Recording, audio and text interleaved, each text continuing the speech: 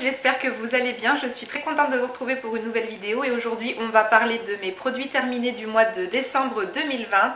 Et pour ce mois-ci, ma boîte n'est pas très remplie, malheureusement je n'ai fini que 7 produits et c'est pas des très gros formats, mais bon, au mois de novembre j'avais terminé vraiment beaucoup de produits, donc bon bah c'était prévisible.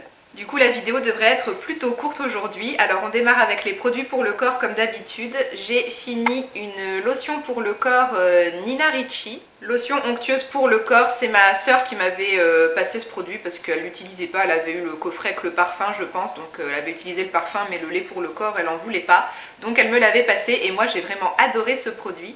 Je pense pas avoir déjà essayé le parfum de Nina, donc je sais pas si ça sent exactement comme le parfum, mais en tout cas c'est une odeur très féminine, assez poudrée, avec la petite touche de pomme qui fait la différence. Franchement j'ai adoré l'odeur.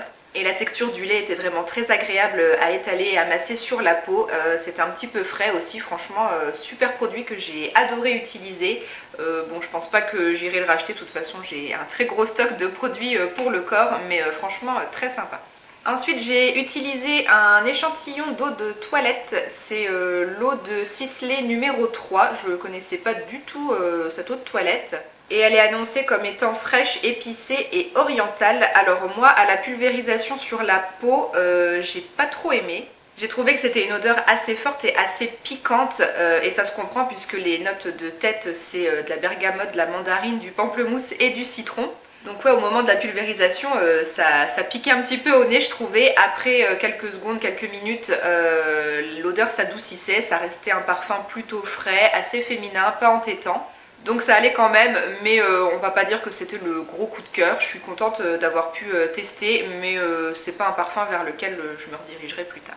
Pour les cheveux, j'ai juste fini un shampoing que j'avais reçu dans une Beautiful Box. C'est le shampoing doux miel et épices de la marque Biotalis. Je suis très contente d'avoir pu tester un nouveau shampoing bio, mais ça ne sera pas encore celui-là qui me conviendra. Comme tous les shampoings bio, ça ne mousse pas assez à mon goût. J'ai vraiment du mal à m'y faire. Quand ça mousse pas assez, j'ai l'impression de pas bien répartir le shampoing partout sur mon crâne et j'ai l'impression d'oublier des endroits. Après bon, ça n'empêche que ce shampoing lavait quand même très bien le cuir chevelu, hein, ça me laissait les cheveux propres pour 2 jours, ça les alourdissait pas. C'est un shampoing qui était effectivement plutôt doux. J'ai trouvé par rapport à d'autres shampoings bio que j'ai déjà testés qu'il emmêlait moins les cheveux au moment du rinçage, les cheveux n'étaient pas trop emmêlés. Mais bon, du coup comme ça ne mousse pas assez, moi j'ai tendance à vraiment prélever beaucoup de produits et du coup bah, le niveau dans le tube descend vraiment très très vite et au prix que coûtent les shampoings bio, bah franchement ça fait un peu mal aux fesses, donc franchement j'irai pas racheter ça de moi-même. Mais par contre le gros point positif de ce shampoing ça a été son odeur. Je n'ai jamais senti une odeur pareille pour un shampoing ou même pour un gel douche. S'il existe un gel douche qui sent cette odeur, je le veux pour l'hiver, c'est top. Ça sent le pain d'épices, si vous adorez le pain d'épices, mais franchement c'est une tuerie cette odeur. Ah ouais non, cette odeur de pain d'épices franchement c'est de la folie. C'est le gros point positif de ce shampoing, c'est l'odeur. Et ouais, s'il existe un gel douche qui sent ça, franchement je le veux.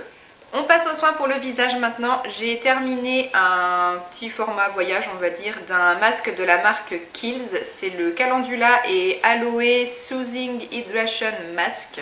J'avais eu ça en cadeau avec une commande sur le site de Kiehl's en passant par vente privée.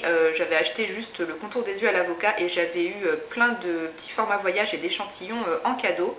Donc ce masque en faisait partie et je suis plutôt satisfaite. J'ai vraiment bien aimé ce petit masque qui a une texture un peu de gelée fraîche.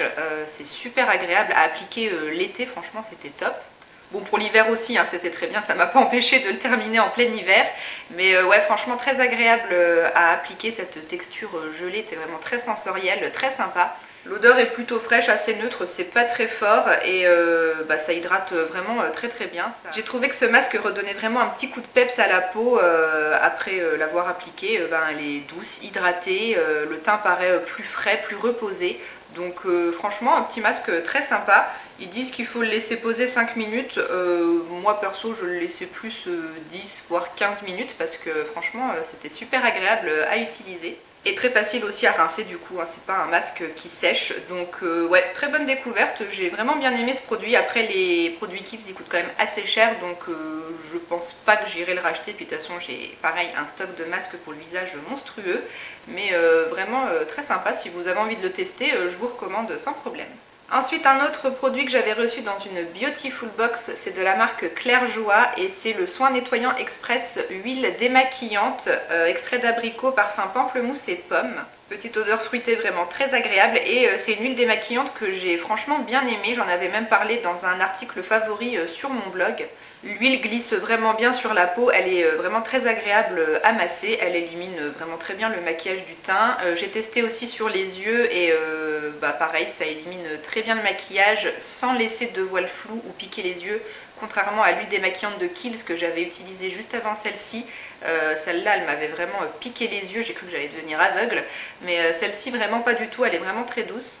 Et puis comme tous les produits qu'on reçoit dans la Beautiful Box, c'est un produit avec des bons ingrédients, une très bonne composition. Donc voilà pour cette huile démaquillante que j'ai vraiment bien appréciée. Après je sais pas si j'irai la racheter de moi-même. Je sais pas combien elle coûte, j'ai pas été regarder le prix, si j'y pense je vous le noterai par ici. Mais comme c'est quand même un petit tube de 50 ml, j'ai trouvé que ça descendait quand même assez vite. Donc à voir selon le prix, mais si ça coûte quand même assez cher et que ça dure pas très longtemps, je sais pas si je rachèterai. Mais bon, en tout cas, elle est vraiment très bien cette huile démaquillante. Et on va finir avec un peu de maquillage. Je jette ce petit fard à paupières en stick qui s'appelle Highlighter de la marque Laka & Co. J'avais reçu ça dans une Birchbox il y a plus de 4 ans. Donc c'était un petit fard à paupières crème en stick comme ça. Mais déjà c'est cassé, ça tient plus. Et le truc est devenu tout sec, j'arrive pas du tout à m'en servir. Je m'arrache les paupières à chaque fois que je vais essayer d'en mettre, ça marque plus, ça a complètement séché. En appuyant très fort sur le dos de la main, je vous fais un petit swatch quand même. La couleur était vraiment très sympa. Quand c'était encore crémé au début, moi j'aimais bien mettre ça dans le coin interne pour illuminer, c'était très joli. Petite couleur champagne assez lumineuse, mais là maintenant c'est devenu trop sec et puis ça fait un peu des grumeaux, des pâtés, ça se met pas de manière homogène. Donc voilà, ça sert à rien de garder un produit qui est maintenant inutilisable, donc je le jette. Et deuxième et dernier produit de maquillage que j'ai bien terminé, c'est un baume teinté pour les lèvres de la marque ELF. Bon, les inscriptions sont complètement effacées, on ne voit plus rien. C'est un produit que j'avais acheté lors de ma toute première commande sur le site de ELF, marque qui n'existe plus au passage. Donc ça, c'est un truc que j'ai depuis quasi 9 ans je crois. Ouais c'est ça, c'était en 2012 ma première commande sur le site ELF. Donc je m'étais pris ce baume teinté qui coûtait 4 €, je m'en souviens. C'était la teinte Cherry dans la gamme minérale. Bon, j'ai un petit peu raclé avec mon ongle pour essayer de vous faire un swatch, c'est très moche mais bon, c'est pour que vous puissiez vous rendre compte de la couleur. C'était une couleur entre le rouge brique et le marron, mais tout en transparence. Donc à l'époque, comme je mettais jamais de rouge à lèvres, pour me familiariser avec la couleur sur mes lèvres, c'était pas trop mal. Mais c'est quand même une couleur qui est pas terrible. Ça fait un peu genre sauce bolognaise, je trouve. C'est pas ce qu'il y a de plus beau finalement. Donc bon voilà, c'est un baume que j'ai utilisé jusqu'au bout. Mais je l'ai pas plus apprécié que ça au niveau de la couleur finalement. C'était pas top top. Puis bon, maintenant j'arrive à porter des couleurs un peu plus voyantes sur mes lèvres. Et bon, après c'était un baume teinté, il disait, mais bon, ça n'avait pas vraiment la fonction de baume. Moi j'ai pas trouvé que ça hydratait les lèvres. J'ai même eu l'impression des fois que ça me les asséchait plus qu'autre chose. Donc voilà pour ce baume teinté que je rachèterai pas forcément, ça n'existe plus depuis le temps. Mais bon voilà, à l'époque j'étais contente de commencer à mettre un peu de couleur sur mes lèvres. Et c'était sympa au tout début, mais bon maintenant c'est plus du tout le genre de produit que j'apprécie.